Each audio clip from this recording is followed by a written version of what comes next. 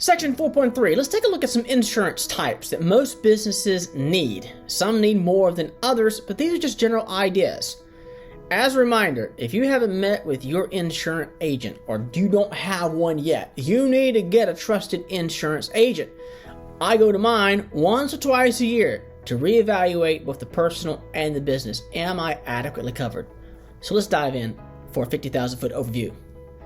In earlier sessions, I've mentioned my niece, and she's probably going to die to know that I'm using her as an example later on in life when she finds out about these videos.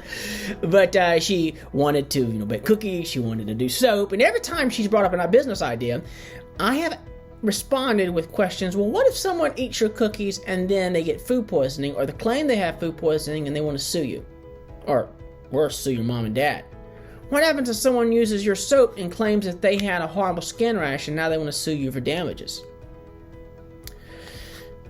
I, years ago, had a music studio because I have a music background and an accounting background, and my insurance agent at that time nailed me to the wall. He said, Brandon, you need to have X amount of coverage. I was like, what? I'm just doing piano lessons. He says, what if someone falls down and skins their knee?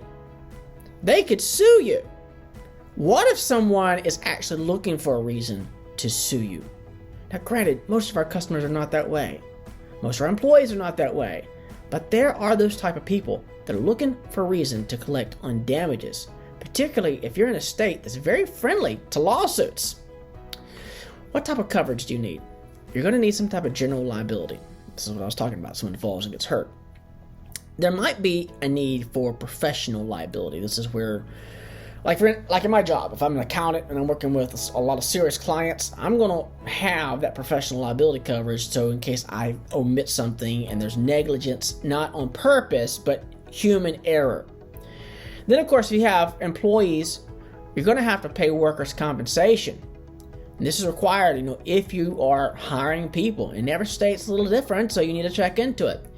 And more companies today are having to get a form of data insurance. So let's say, particularly if you're dealing with any type of services like mine, or health environments where they're dealing with a lot of people's data, and that is exposed, or someone breaks in and gets that information. So you want to protect yourself so that you're not totally exposed with someone's data having been stolen. Not your fault, you had all the precautions in place, but there are bad people out there.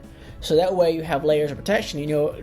For instance, doctors, they have to have extra layers of protection just because they can make a mistake and they're subject to lawsuits.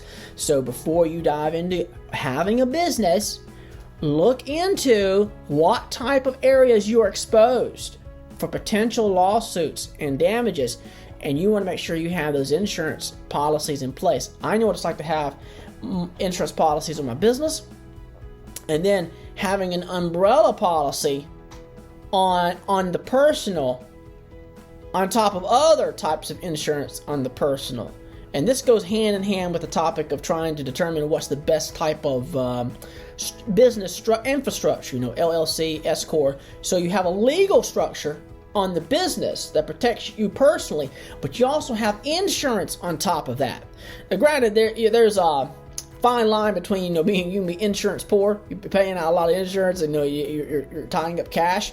But if that ever comes to a place where you need it, you'll be glad that you've taken the time and the investment into that asset, because it is something that's essential for all businesses. And to quickly reiterate, you need to be talking to a trusted business insurance agent and see if you can get a lot of those things put together in a bundle.